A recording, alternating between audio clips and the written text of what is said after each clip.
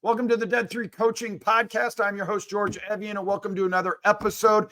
Getting it out a little bit late this week, maybe a day or so late, but appreciate all the support that people have given to the podcast. And we have set some ambitious goals. If you listen to our last podcast, we were talking about, really 10Xing the year, 10Xing our week, 10Xing the days, setting aggressive goals. And I'm going to hit on a number of things this morning. We got about 20 minutes that we'd like to keep these podcasts to as we set that as a goal as we move forward. And there's definitely something we want to get to this week. But if you follow me on Instagram, or if you follow me, yes, if you do follow me on Instagram, although I haven't posted there in a bit, but if you do follow me on LinkedIn, I appreciate that. Please feel free to reach out to me there. That is where I'm at the most. But I posted something yesterday that I want to hit on. And it was essentially, it's the last day of the month. And if you've followed the podcast, have you listened to, we are closing chapter 1. And hopefully it has been a great 31 days for you, 31 pages in the first chapter of 2024. And I can't believe that we're already 1 month into this book of 2024. And hopefully it has been a great start of your year for you. And hopefully you are staying with your goals, your resolutions, your ideas, your habit creation, your routine creation that you all have. That you're rolling with. And hopefully it has been great for you. And hopefully you're still rolling with that. But I set some aggressive things. And I talked about it maybe in the last podcast or the last podcast or two. One of which has just been my morning routine. Redoing that entire thing. And it has worked for me. There's no news. There's no social media. There's reading. There's planning. There's meditating. There's breathing practices. There's weights. Like all these things that I'm trying to carve out in my mornings, I have done. And I've created that momentum. And one of the things has been reading. And I told you about how I'm tackling that with the physical book and with the audio book. I bring that up and I'm not going to hit on it too much. But there were 6 books that we got through this month. And I'm going to be honest, I'm not sure I've read 6 books, definitely all of 2023. And we have hammered out, knocked out, and been very detailed in 2024, 1 month, 31 days, 6 books are down and they are sitting next to me. It's Think Like a Monk. It's The Advantage. It's the 5 a.m. Club. It's Feel Good Productivity. It's The Subtle Art of Not Giving a Blank. And it's 10X is easier than 2X. And I don't say that to, puff up at all. Right. And I felt a little reluctant, a little hesitant in posting that on LinkedIn, because I felt it, I don't want to be flexing on these things like, oh, look at me and all that. But I am proud of it. And I'm proud of the fact that I can now flip through these books that I have here sitting next to me and actually remember what I read. I'm getting through them because I have them opened in front of me. I'm highlighting, I'm underlining, I'm starring, while I also 2 times the speed on Audible is how I'm consuming these things, with the audio book is through Audible. But then I also, and I'm holding it up here if we put this on YouTube, but I've got note cards. I've got a stack of note cards here that I'm also taking the content from. And then I just kind of sit here and cycle through these things. So it's been really impactful. Here's those 6 books. They've been great. They've all been unique in their own way. They're from fascinating and insightful authors, impactful authors. And it's really been valuable to me. I'm already on book number 7 and I'm already 100 pages into that. And that book here is next to me is called The Power of Habit, Why We Do What We Do in Life and in Business. And it's about just creating habits, the cue, the routine, and the reward, and how we can kind of reframe our habits and our routines and how we can still get that cue, what triggers it, a trigger, and how we can still get the reward, but change the routine, if it's, trying to create new habits or break old habits. But let me just tell you what all these books have in common. And we'll start there. And as it leverages into the rest of your year, and this might be longer, it just takes a while to get into the, this content, and I don't mind the conversation. But at the end of the day, the Think Like a Monk, the Feel Good Productivity, the 10X is easier than 2X, the Advantage, the 5 a.m. Club, like all these books, these stories, this idea. It's just getting it in a different format, with a different content, with a different narrative, with a different story. And then just trying to hit that one story that resonates with you, it impacts you, it's significant, and it leads you to your next level. Like my note cards here in front of me, one of them says, in order to 10x yourself, you have to always be every 10x version of yourself. You could be reaching for this goal, then you get it, then you go to the next 10x, the next 10x. Every step in the ladder, every 10x that you create, every 10x that you achieve, it's going to require a different version of you, of how you think about yourself, about how you so what I'm trying to do in 2024 is going to take a totally different version of me to reach that, and that the last 10x version took of me. And I have 10x things. You have too. The idea that the 10x books talks about is you have 10x. Think about where you now, it may take longer. Where I was 10 years ago, 15 years ago to where I'm at now, I would be really proud of what I've done. Think about yourself at, if you're 30, where you are at 20. You're the 20-year-old version of you would be so proud of what you're doing at 30. It would have been awesome if that 30 version of you was at 25. It would have been awesome for me that the 40 version of me would be super proud of the 50 version of me. But shit, man, he would have loved it if we had gotten there at 43, which you can do, which you are capable of. We are capable of. I am capable of. And that would have been amazing. But I have 10x'd myself. I am reaching for goals and dreams and aspirations that I really didn't think I'd hit or get. I thought I deserved. I was willing to work for it. I thought I would get there. This is great. So the point is, you have to become somebody different every time you 10x yourself. The encouragement is, if I'm going to 10x myself again, whatever that might be, this podcast, my professional life, whatever it is, I can get there quicker by becoming that version of me sooner and carving that out quicker, as opposed to 10xing myself at now 60, if you can believe that. Oh my word. As opposed to 53. I could 10x myself to get to where I'm at now and the goals I have. And I could do that by 53. Hell, the book even says I should be able to do that by the end of this year, and I'd still be 51. So all these books, now that pivots me to the point of what do all these books, they all are different. I'm sitting here looking at a list of 25 different things that I have on note cards from just the book, The Advantage: Organizational Health, Clarity and Alignment, Politics and Dysfunction, Cohesive Team Leadership, Healthy Culture, Teamwork, the 4 Disciplines Model for Cohesive Leadership, like all this. They're all different. And and then you could go on about, live like a monk, purposeful living, daily reflection, mindful awareness, transforming negative energy, gratitude practices, the power of silence, like all this.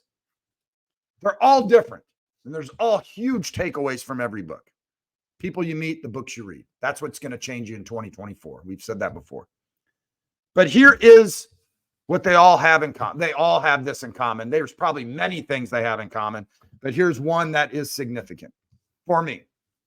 And we talked about it the last time, and it's definitely what is a part of the 10X idea is you just got to have absolute laser focus on one thing. One thing. Absolute commitment, courage, commitment towards one focused thing. Laser focus. That's what the Power of Habit talks about. It's what the Think Like a Monk talks about. It is what great teams and leaders have. Like, we can do amazing things. We could have this crazy good year. We could reach and 10x ourselves if all we did was focus on one thing, that every day we woke up and did this. The power that I had, or the progress that I had in the month of January, boiled down to having one focus. how I was going to start my day, my morning routine. That was it. And it is what I am focused on for Q1, for quarter one. It's all I want to do. And you can do the same thing. It's just not now. And then every week I'm making subtle adjustments. We've talked about that. But the one thing, the pivot to this Power of Habit book that I'm reading now, and what other books have talked about, is there's just one keystone habit. There is one thing you can do, one thing you can focus on, one thing you could try to reach towards, that if it's that one thing and you accomplish it, it will be the springboard for everything else that is going on in your life. The story is the CEO from this book, The Power of Habit. The story is a CEO took over Alcoa, if I'm pronouncing that right, an aluminum company. And he was now the CEO, and he got in front of all the investors and all the shareholders and a fair amount of the employees and the executive teams. And he was giving this talk about the vision that he was going to have. And most of those CEO introduction talks are always going to be built around money and, and share prices and what they're going to deliver and blah, blah, like all this sort of stuff, right? And he got up there and said, hey, we are going to focus on safety. And it's going to be the most important thing we do. And everything we do is going to be built around safety and making sure that all of our plants, all of our organizations are going to be built around making sure we're the safest company in the world. We're dealing with aluminum. We're dealing with products that are 1,500 degrees. And we're going to make sure that nobody loses a day. Our goal is zero safety problems. And everybody freaked out because they weren't talking about the bottom line. They're like, this new CEO is talking about safety. But the story goes on. Read the book. It is a really good book. It is a very deep book. At least the first third of the book is. But the idea is that guy figured out that is my keystone habit, that if we just change and create that habit, that culture, that environment, those routines, that everything else we do will be built off of that. And because of that one thing, he was like, hey, I'm going to be flexible with most of what we do, but I will not be flexible in the priority of safety. And he never budged on it. And he was flexible on other things. But when it came to safety, to figuring out how to get better at it, that there were issues, when there were safety problems, that like heads will roll kind of thing, and that everybody realized he is serious about this, that everything else got better. So they were just this crazy profitable company with a keystone habit. So I encourage you, what are you working on? What are you laser focused on? What is your keystone habit? What is your keystone routine? What is your keystone progress that you need to have every single day for the rest of this year? Just focus on one. Mine right now is my morning routine. And what I find myself doing is now I'm thinking about my evening routine. What I find myself doing now is how to even make my morning routine better. What I'm finding out now is just by framing my morning better, the rest of my day is set up for success. I am going to make these strong recommendations to you. Those 6 books that I read are phenomenal books. And I encourage, I'm strongly encouraging you to make this investment, because it's an investment that I am making. Buy the book. Or if you have, like behind me on YouTube, I've got a library here, or at least a bookshelf. I don't have a library. I have a bookshelf full of books. Many of these books I have purchased and not read or completed. Many I have read. But there's more that I haven't read or haven't completed than ones I have completed. Then go to Audible, go to Spotify. Audible seems to be good for me because the books on Audible are cheaper. So I'm not buying a $20 book and also a $20 audio book on Spotify. I'm buying a $20 book and a $7 Audible book. But then put it on 2 times, get your highlighter out, get your pen out, start underlining, start writing in the margins, start earmark, like all that sort of stuff. Then put them on note cards. Now, but I circle back to the 6 books I started my year with are phenomenal. The 5 a.m. Club is so important about how you start your day and how that positions you. So that's what I've chosen to work on. And it has been significant for me. And we've talked about this for a number of podcasts now. Now, I'm going to move to this with maybe about 10 minutes more to go. A little bit of a pivot, I'm sure that we will. But I want to try to give you things that are impacting me from all these books, from the things I'm seeing with my professional life, the things I'm doing with my children and the sport teams I'm involved with, and all this sort of stuff. I'm definitely continuing to be bent this year on belief. So this habits book, they're talking about Tony Dungy when he took over the Tampa Bay Buccaneers, and then when he took over the Indianapolis Colts, that it was all built on habits. He was trying to change their triggers, their cues, that they could recognize when this happens, this is my cue, and here's my response, and then here's the reward: Super Bowls, winning games, playoffs, etc. But so you got to have that. But the thing that I'm really focused on right now is that is the continuing belief.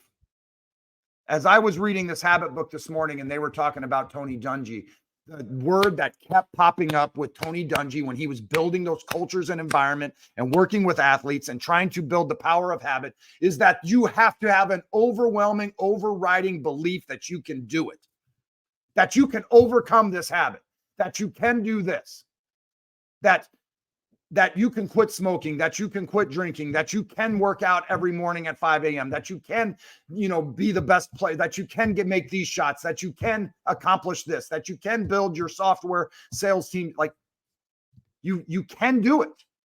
You've got to have belief. So then we as leaders need to instill that belief in the people we're leading, and these the power of habit and the examples that were given by, and the story that was told about Tony Dungy was all about belief.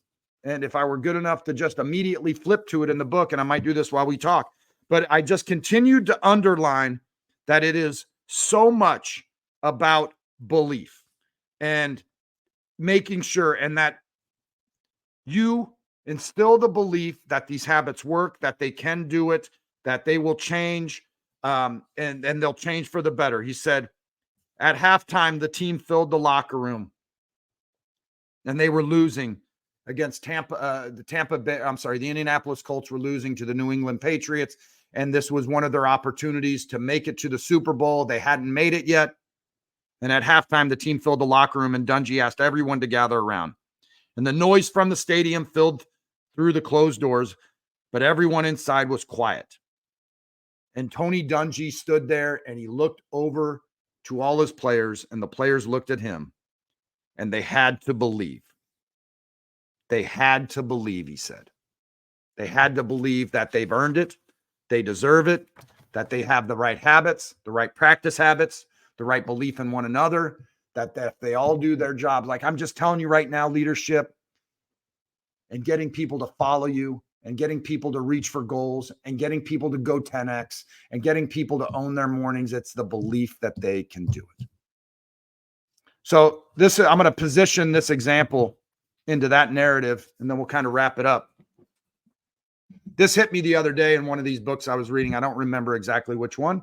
There's a number of them here now. It usually can draw from one book because it's only one book that I'm reading. But with 6 books, I don't remember exactly where I saw this from. Here's the phrase, and I think this will impact you. It may not be your fault, but it is your responsibility. So think that through.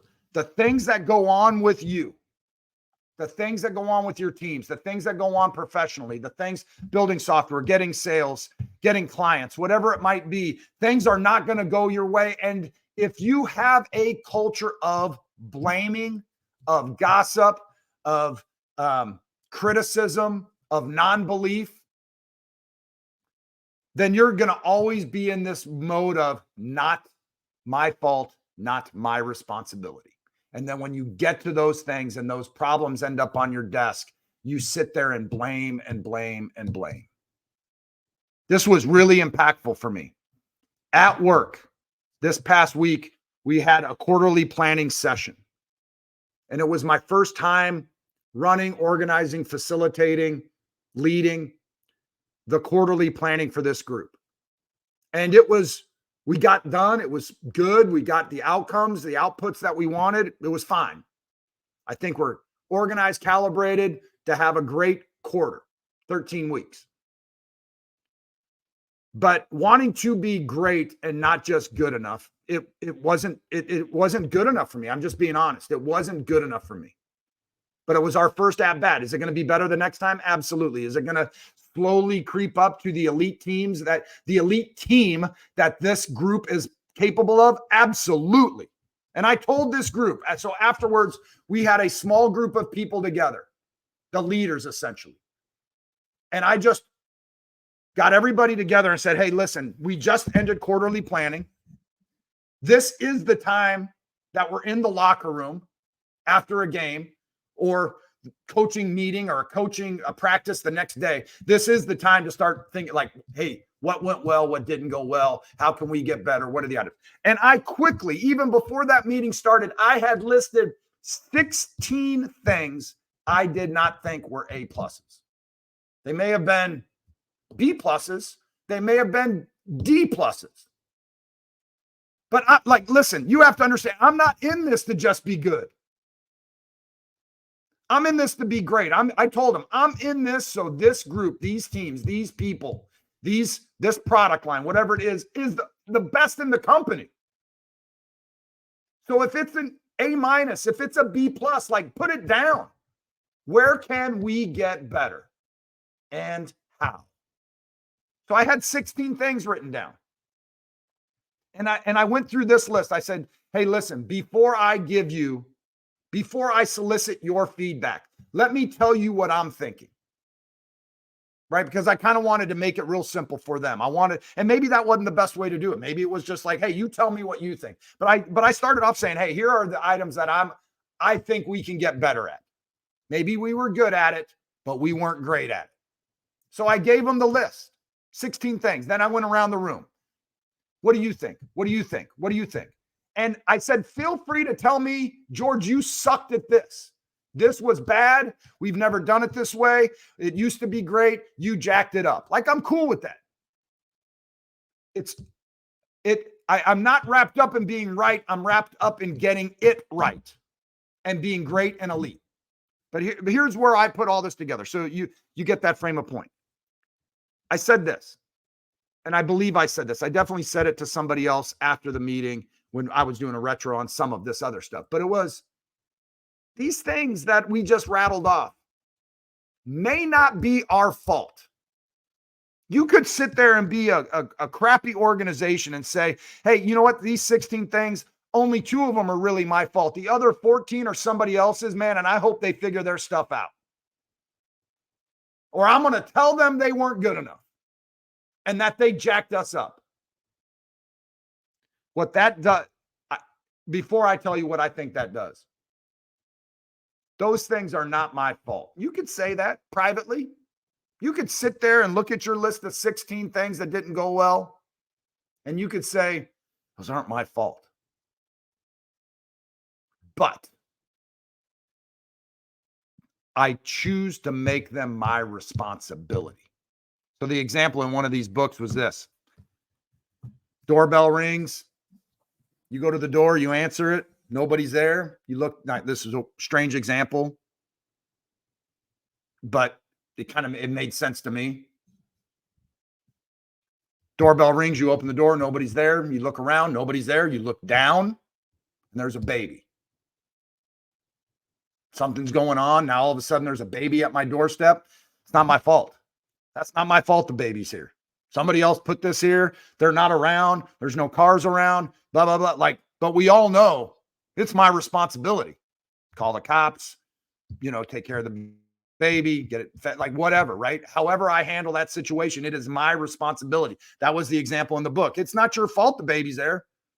It's not my fault that there may be this laundry list of things, but it is my responsibility. If I'm going to own everything, if I'm going to do the Jocko Willink and do extreme ownership, then I'm going to own everything. I'm going to make everything my responsibility. And these things that are stopping us from being elite, great, and top level, top 10%, getting out of the 80 that we talk about, then those are now my responsibility. So I've got 16 things. When we do quarterly planning, again, in 12 to 13 weeks, I've got to make sure that the things that are not up to the standards in which we should play, that those are now up to our standards. I've got to show the leadership team and others that I'm willing to accept the responsibility on those things.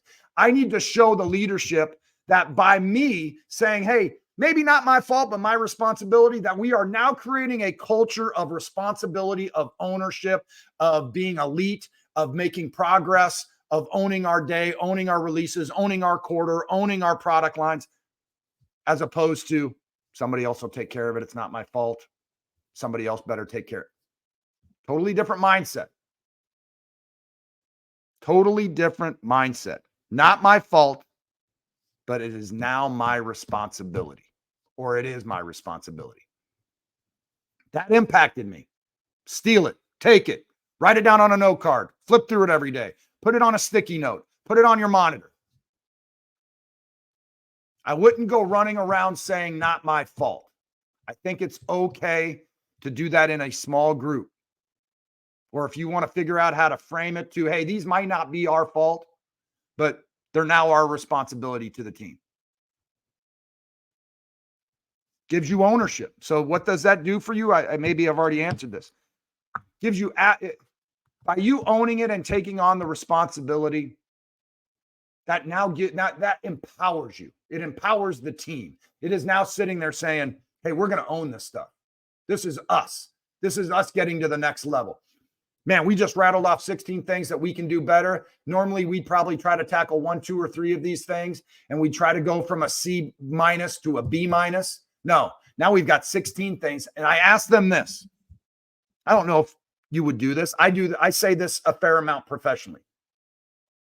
If all of these 16 items that are our responsibility, maybe not our fault, but now our responsibility, and if they are all C-, let's say, and they become B- over the next 12 weeks, or even if we're lucky and we tackle it and these C- now become A-, how much better does it make us? How much easier is your job? How much more fulfilling is your job?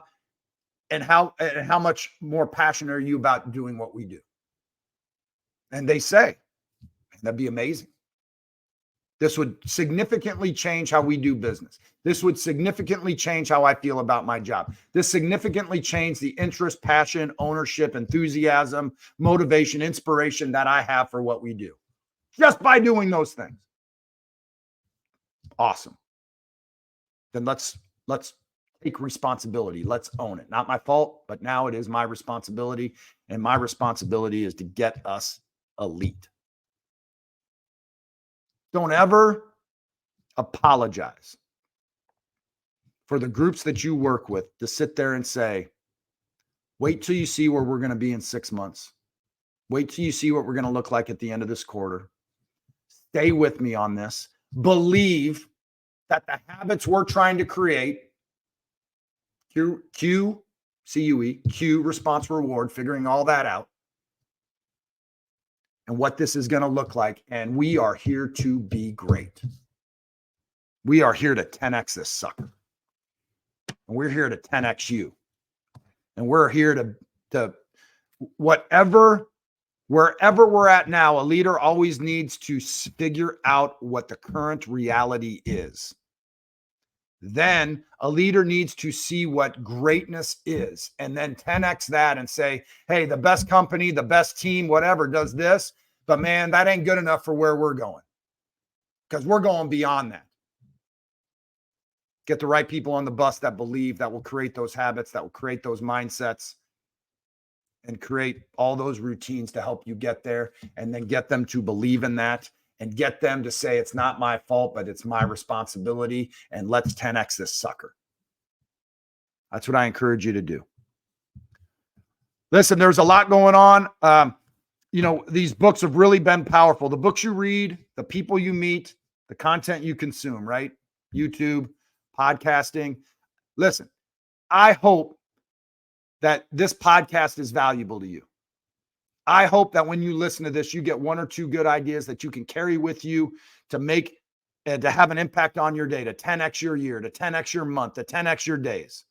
I hope that we can get laser focused on 1 or 2 things and just get absolute about that, whether it's your morning routine, whether it's your sales, whether it's your phone calls, whether it's your clients, whether it's your impact at your, whatever that might be. I hope that you're able to get one or two things from this every single time we press release. Okay. So listen, reach out to me. I have aggressive goals for this. I could do this every day, I told my wife, and I told my children. The content, the walks, the runs, the podcasts, the books, the ideas are always there and the story is always there on how I can get better and how you can get better and how we can have a community that impacts one another to get us to 10x. I know we can do it. And I know I could put this out every day. And we just got to figure out a great routine. And I appreciate the support you've given me. I want to 10x this podcast. And it is I'm doing my mornings, and it is built around the content to the podcast, the content I can deliver to my professional teams. But I want to be able to 10x this podcast. I want to go from 100 to 1,000 to 1,000 to 10,000. And you can't apologize for that. Let's go. To quote Ben Newman, now we go. Enjoy the rest of your week. Go get it.